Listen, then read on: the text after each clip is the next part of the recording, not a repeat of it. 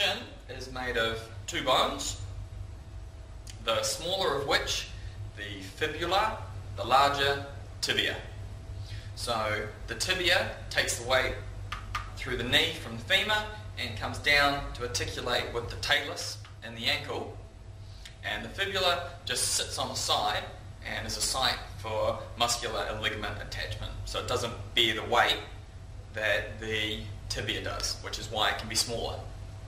So when we're orientating them, the tibia is medial.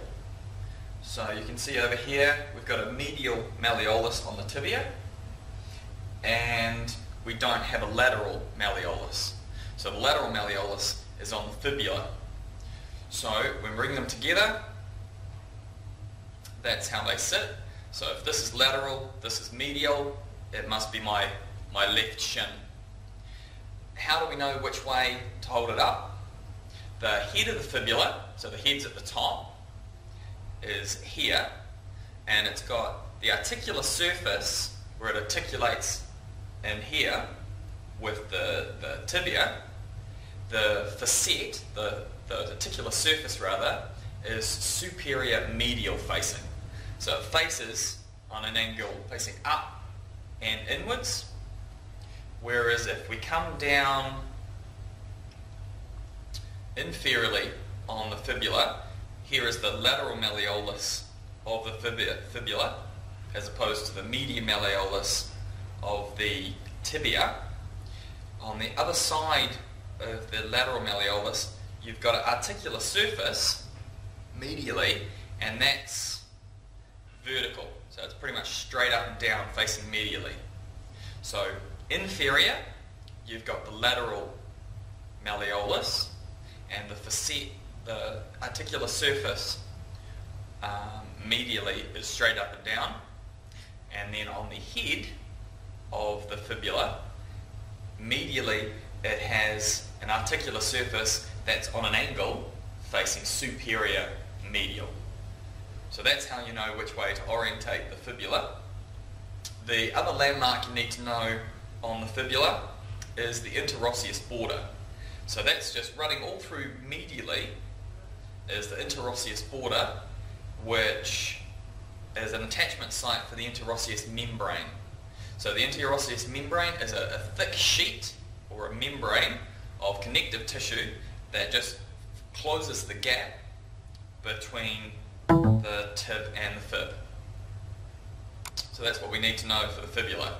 Head of the fibula, and the way we know it's the head is because there's an articular surface medially facing medial superior, so like a 45 degree, interosseous border, and then inferiorly we've got the lateral malleolus, and medial to that you've got an articular surface that is almost straight up and down as opposed to the 45 up here.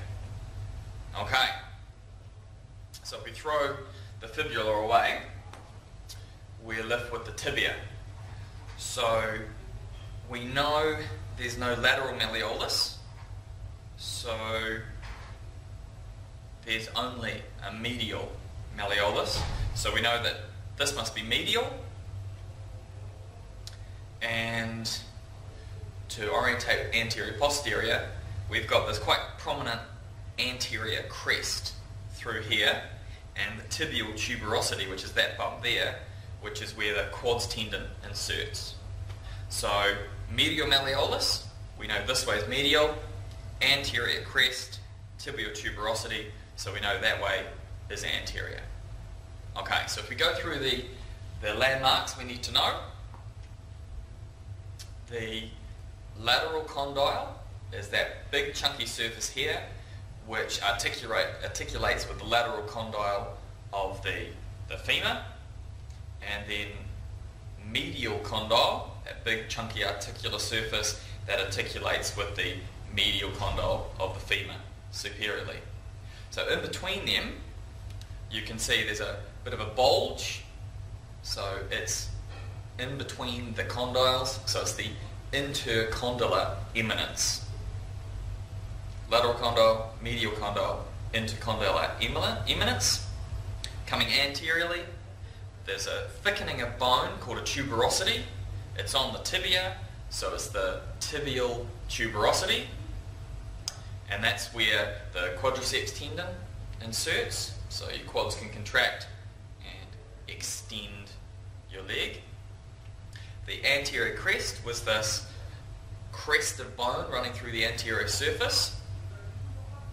And then coming down to our medial malleolus, and then we look inferiorly. This is the inferior articular surface that articulates with the talus of the ankle. And there we have the shin.